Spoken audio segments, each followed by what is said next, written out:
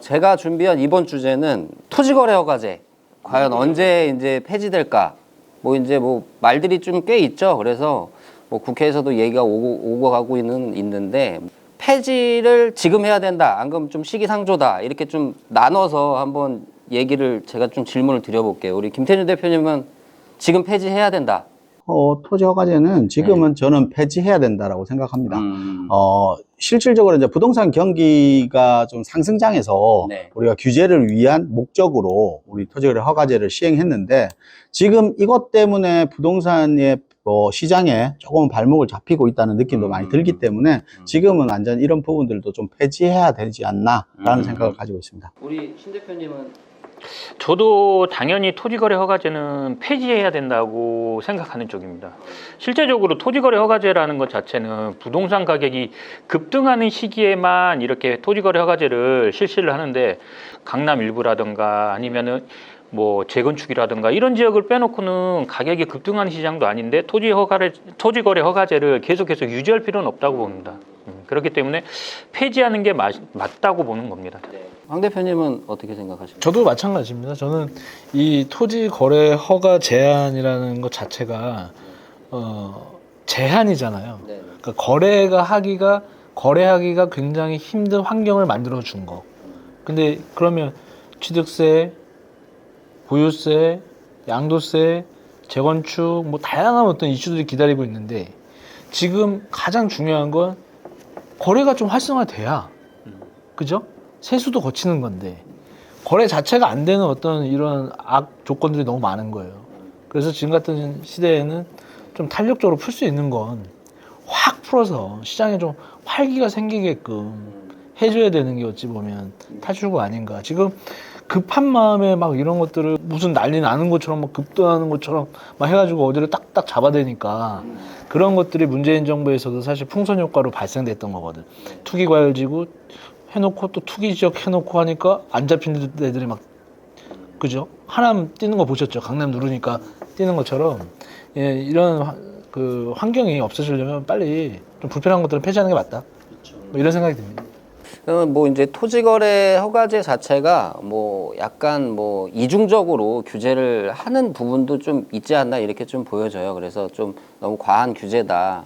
이렇게 하면서 일부는 풀어야 된다 이런 얘기도 있고 또 일부는 아직까지 부동산이 그렇게 잡힌 것이 아니다. 조금 더 유지하면서 조금 더 지켜본 후에 풀어야 된다 이런 얘기들이 이제 양쪽에서 나오고 있기 때문에 제가 좀 질문을 드려봤고요.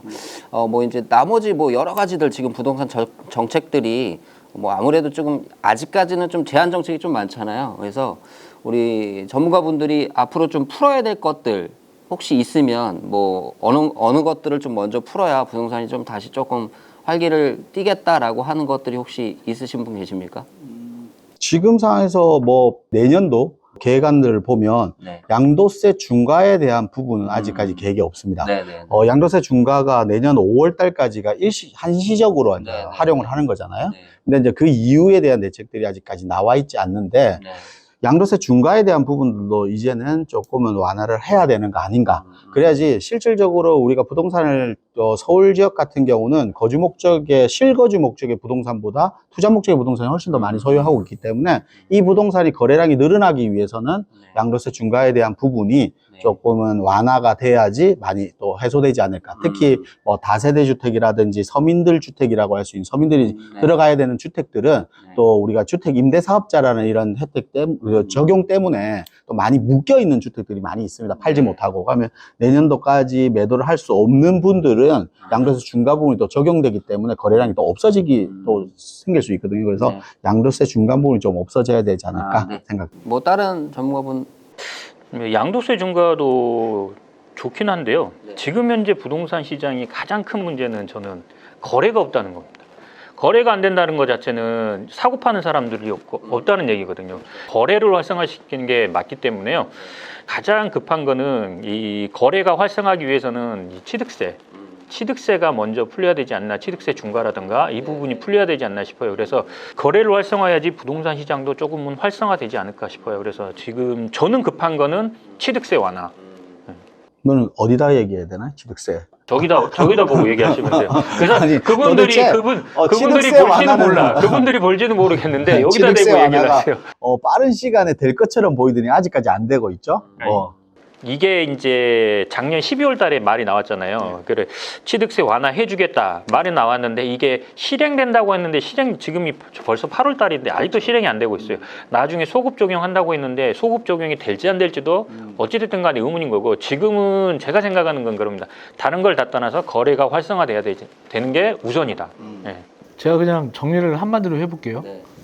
지금 양도세하고 취득세 누가 먼저냐가 아니고 두 개 한 번에 해야 된다. 양도세 제가 옆에서 이렇게 들어보니까 양도세는 파는 사람을 위한 혜택이잖아요. 근데 혜택 주면 뭐해? 살 사람이 못 사는데.